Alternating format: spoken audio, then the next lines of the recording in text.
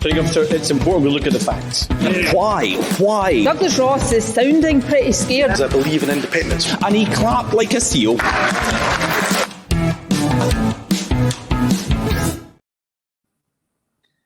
Hello and welcome to another Planet Holyrood. I'm Paul Hutcheon, political editor of the Daily Record. Joining me this week are John Ferguson, who's the political editor of the Sunday Mail, and Douglas Dickie of the Scottish Daily Express.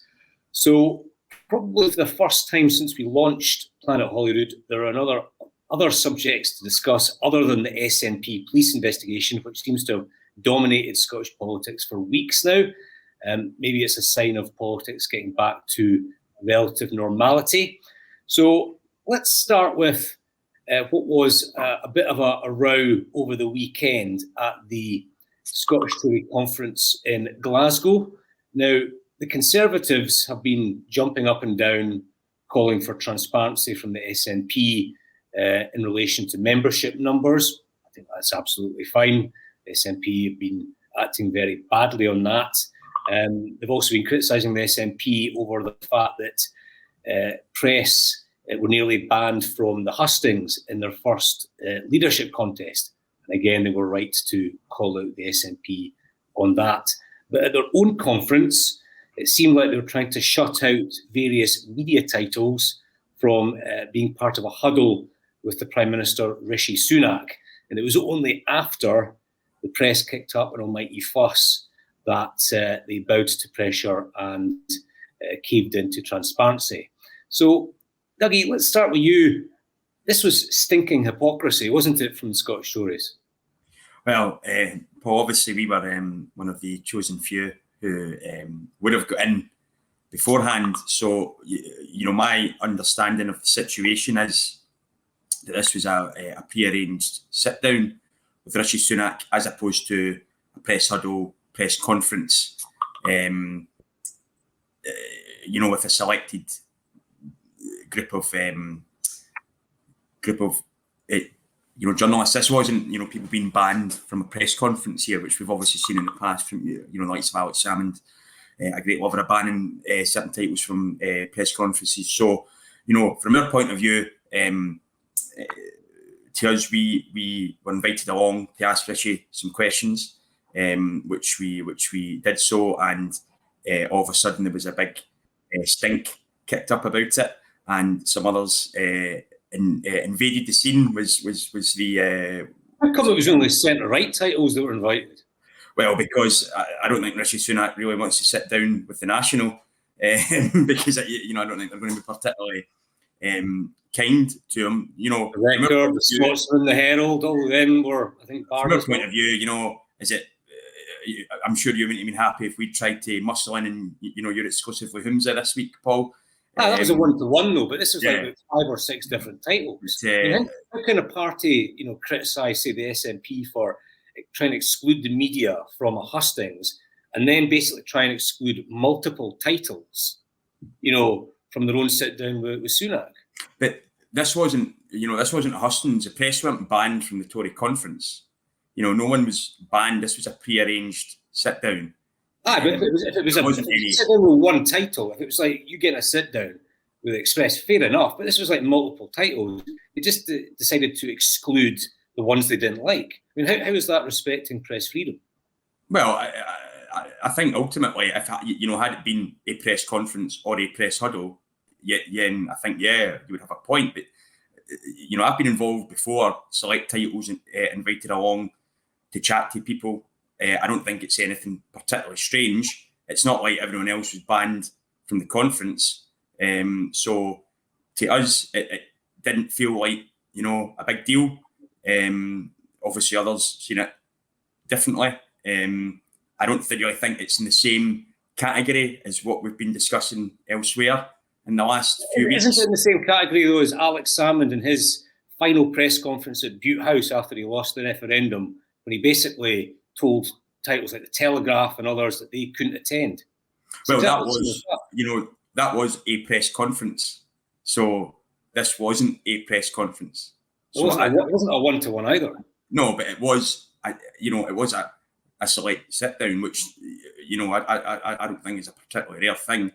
So, we think mountains from molehills, I think, is kind of our take on it. Obviously, it's party, Paul. So it's. John, is Dougie? Is he talking sense or is he talking? No, I mean, I think it's pretty clear, isn't it? This is a massive case of the kettle calling the pot black. The whole of the press corps should have been allowed into that and to meet the Prime Minister.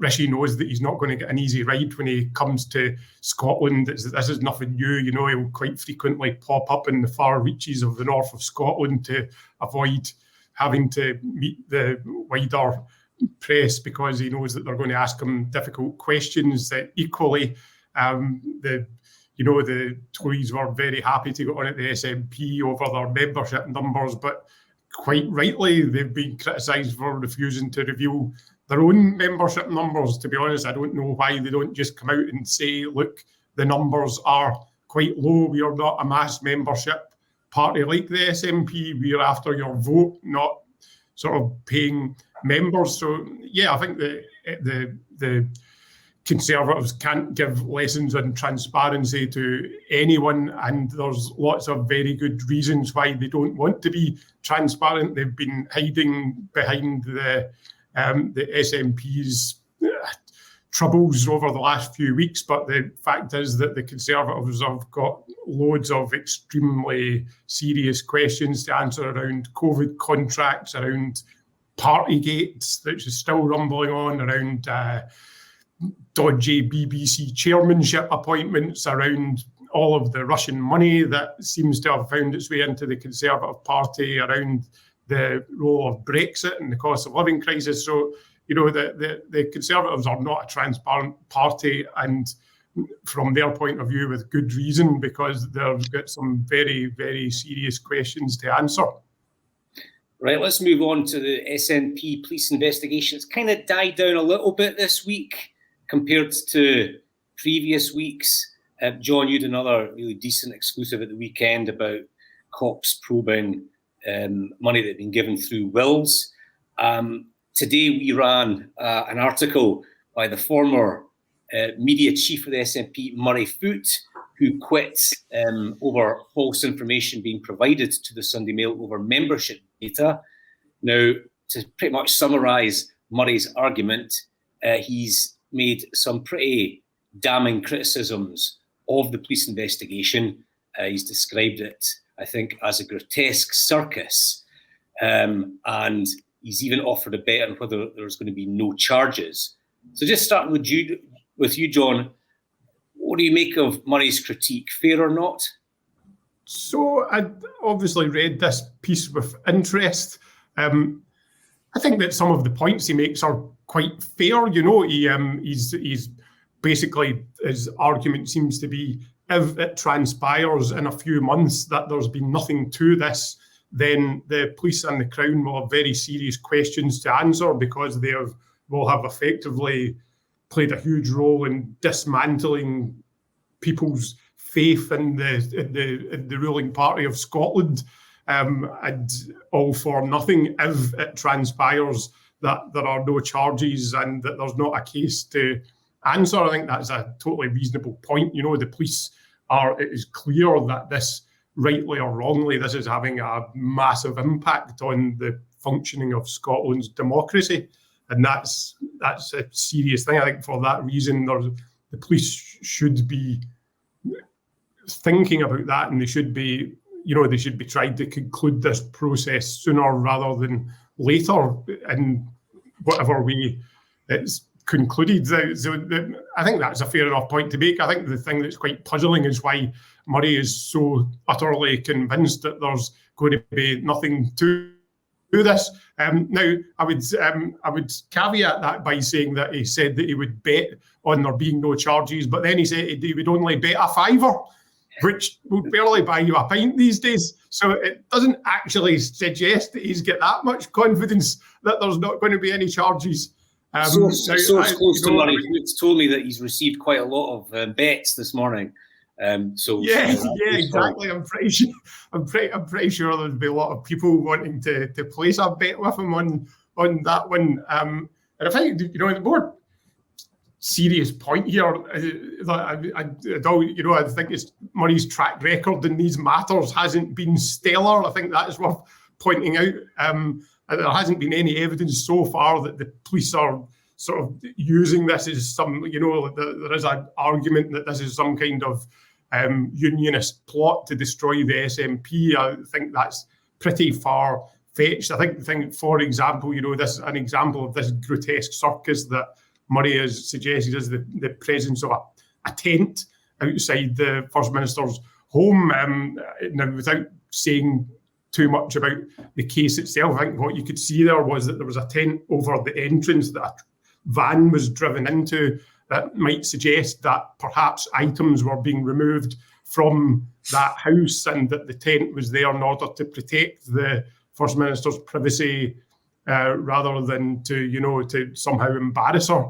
So I don't think there's any evidence at the moment that the police are screwing up this investigation or doing anything towards them. The comparison with Rangers is an interesting one, given that case did actually conclude in charges and a trial, albeit a trial that ended a bit of embarrassment for the Crown. And I want to bring in Dougie, because he's a big Rangers fan. So, Dougie, another point Murray Foote made in his piece, he was likening the police investigation into SNP finances with the malicious prosecutions against Rangers. Now, I know you'll know a lot about that story. Is that a fair comparison, do you think?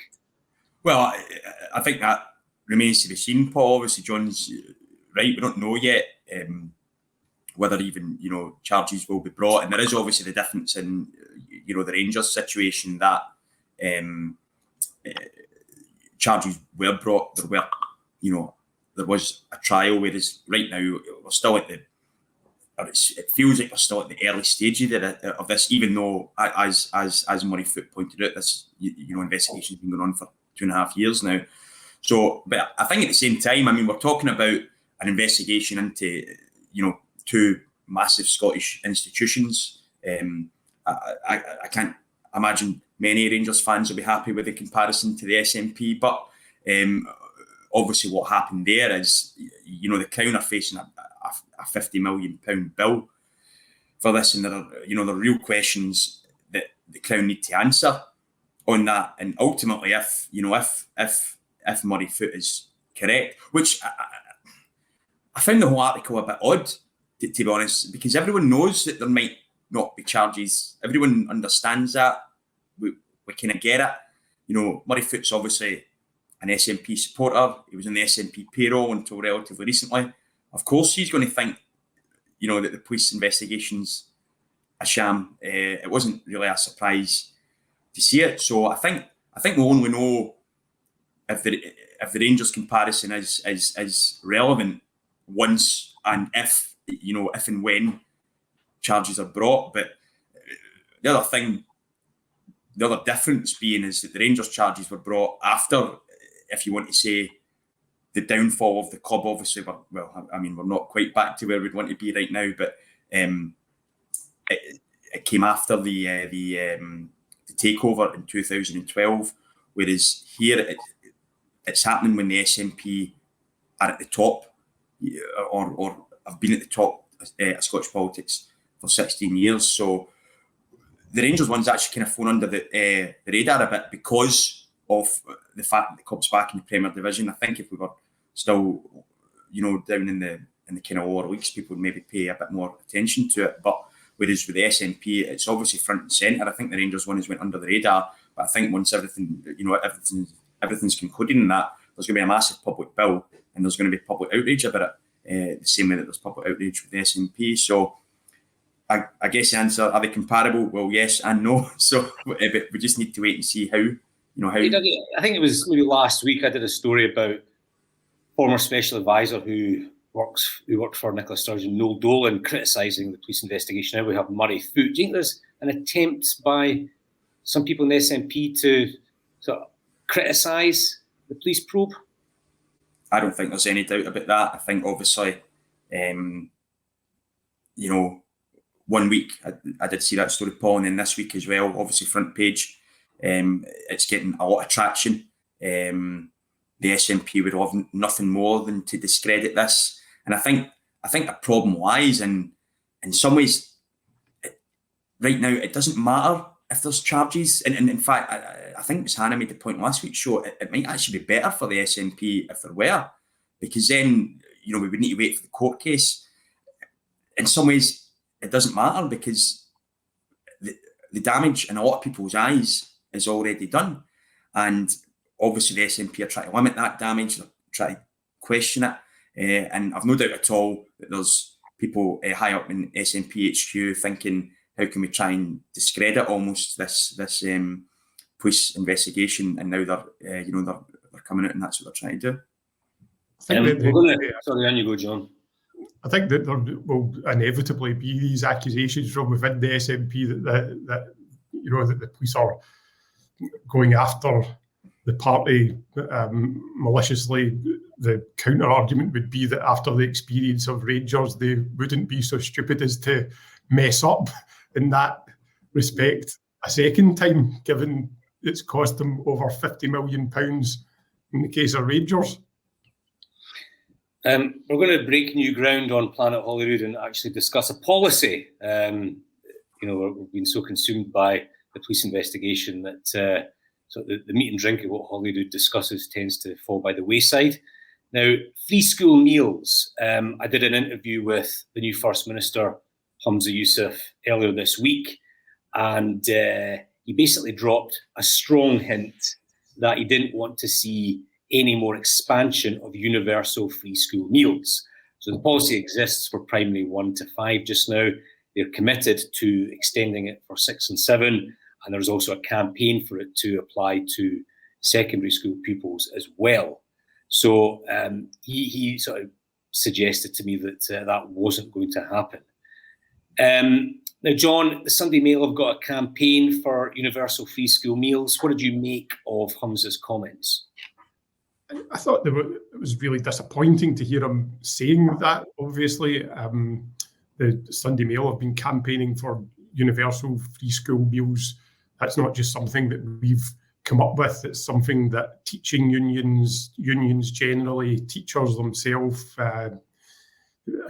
public health experts have all said this is a really big problem, that children are going to school hungry because of the cost of living crisis. So this is something I think it shouldn't be politicised. It's a really serious issue around child poverty. One of the things that has also been said is that there are real advantages to making this a universal benefit, because there's this stigma for kids who get, we call it in the olden days a dinner ticket. Kids that are getting a free school meal will feel stigma if all kids aren't entitled to that same benefit, because it kind of cuts them out as the kids whose parents haven't got much money. So what I would say about this is that Humza seems to be saying that he agrees with some universal benefits, but not with others. And I would say that it's strange then that he's picked free school meals to draw the line at, because actually this is one of the few benefits where there are clear evidence that universality actually helps everybody. You could argue that, for example, free prescriptions, there's no stigma attached to means testing prescriptions. There's no stigma in terms of means testing free university education, or, for example, free bus travel for OAPs. These are all things that you could easily means test, and there wouldn't be any downside in terms of the people who really need that benefiting from it. So I think it's a real shame that Humza's chosen free school meals to say he doesn't think that should be universal, it should be means tested. And I think that there's a danger that, despite his constantly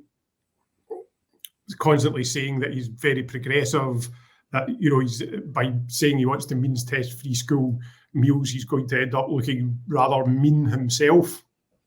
Well, I just want to challenge you on a couple of points there. I mean, he has said quite clearly that his top priority in government will be to reduce poverty. That's what he wants to be judged on. So if you look at the latest stats, I think there are 250,000 children now in poverty, which is about 1 in 4. So if you want to cut poverty, surely that's about giving more money to people who are in poverty and not giving it to people who are in middle incomes and higher incomes, which is what free school meals would do. Isn't that just an obvious point? Yeah. I mean, there's economic realities here. There's only so much money, and you want to make sure the money's well spent.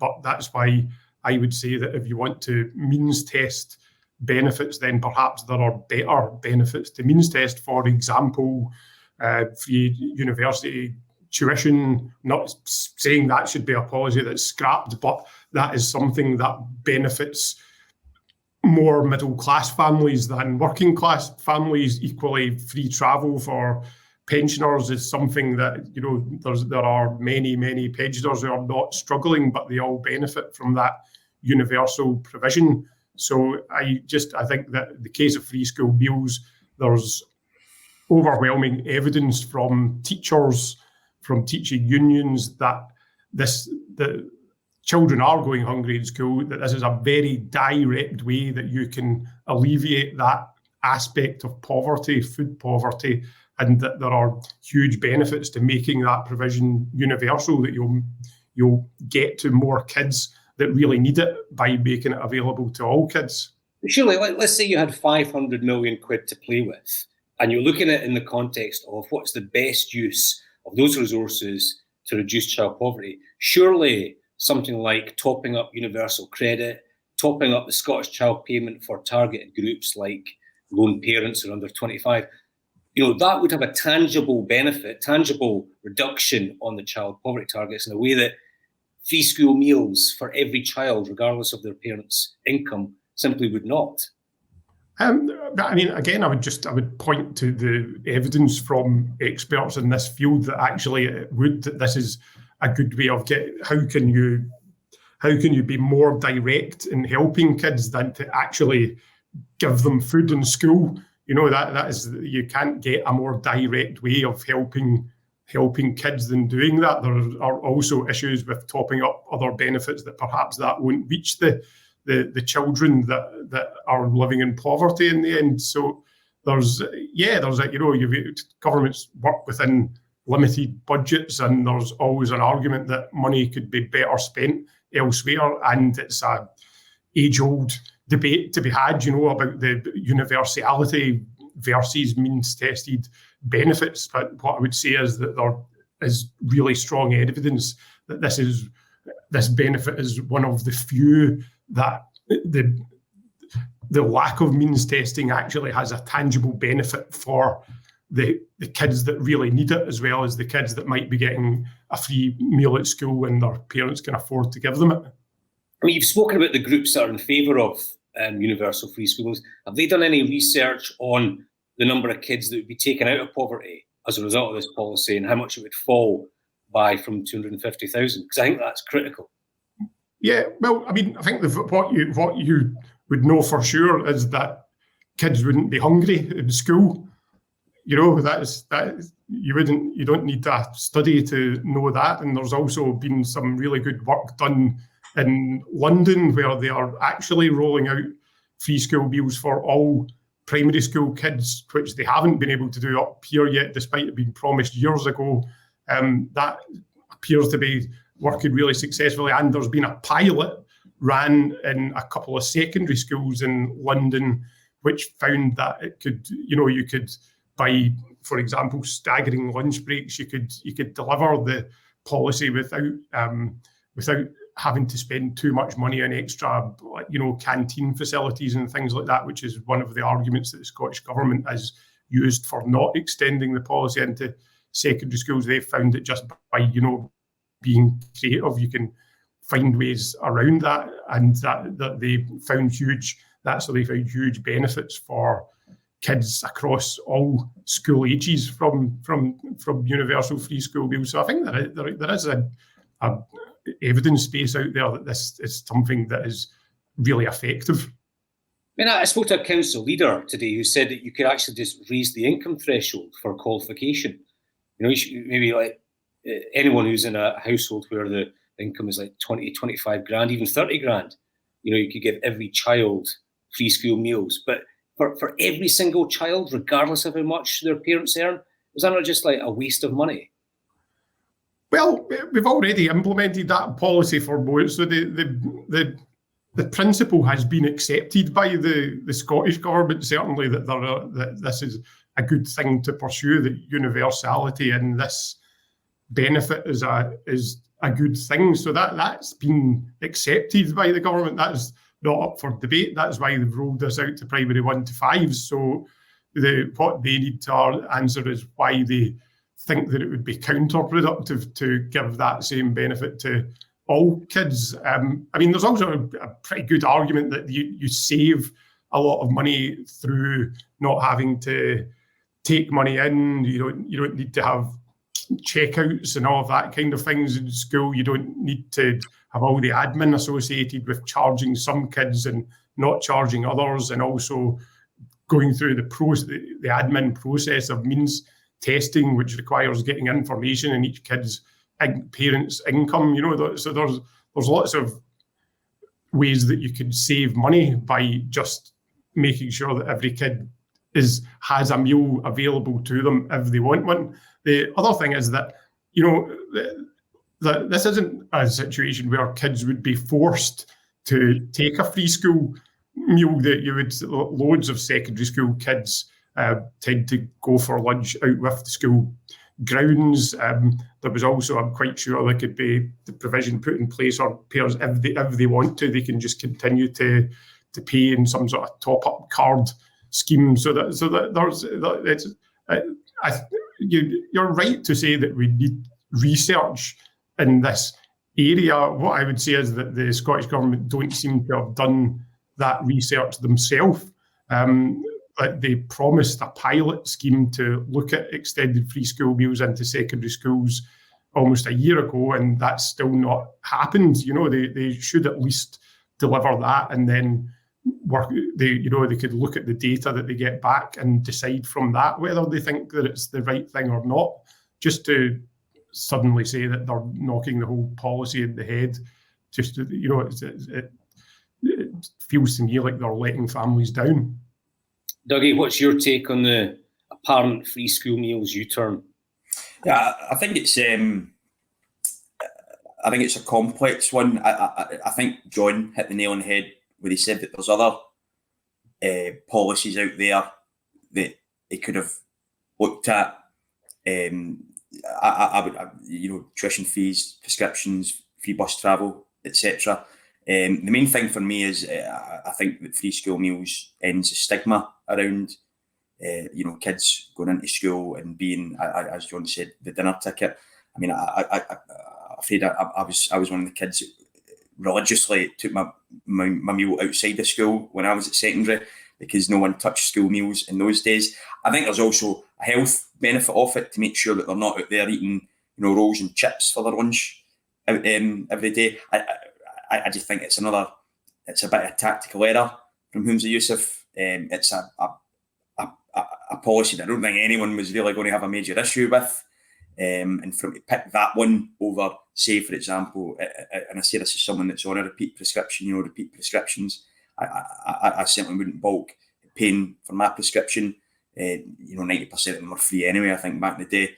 So I think it's a real tactical error from Humza. I think it questions those kind of the qualities he was kind of putting forward in the SNP leadership campaign. I think people would have expected him to, or the people who voted for him within the SNP would have expected him to kind of take this forward. And obviously, he'll be forever known as the dinner snatcher. So, but yeah, I think a real bad tactical error from him. I do think it's an interesting contrast that he's drawn with Nicola Sturgeon. Obviously, she was totally committed to the policy, but he now seems to be drawing his own lines. Yeah. The final thing to discuss before we move on to Good Week, Bad Week is this curious by-election row in think Rutherglen and Hamilton West. So it looks like we're going to get a by-election if Margaret Ferrier is effectively pushed out and Labour are selecting a candidate. But there's been allegations of dirty tricks and a stitch-up with some candidates getting excluded from the shortlist. Dougie, is this a sort of classic Labour selection row for you? I think it's a Westminster bubble row, or not even a Westminster bubble row. It's a Rutherglen bubble row. I think the people on the street, the voters, aren't going to mind. I think they'll quite like the prospect of a guy who wasn't a Corbynite kind of getting jettisoned in there. But yeah, I mean, it just goes to show you that Labour are obviously riding high in the polls, but they still know exactly how to shoot themselves in the foot from time to time. I mean, the word obviously, Paul, I'm from that constituency. I mean, a few people I've spoken to, they know that Keir Starmer is eager to not let anyone in who might cause any issues for him. I don't know if any of those three would. Leah Stalker was sitting very, very visible in Rutherglen. I was quite surprised that she was kind of unceremoniously dumped. But I think regardless of it, I doubt very much this is going to break through to voters. I think we're back to monkey in a red rosette in Rutherglen for the next by-election, which is what it was obviously for quite a long time. But John, you smell a stitch up, or is it a fair and transparent process?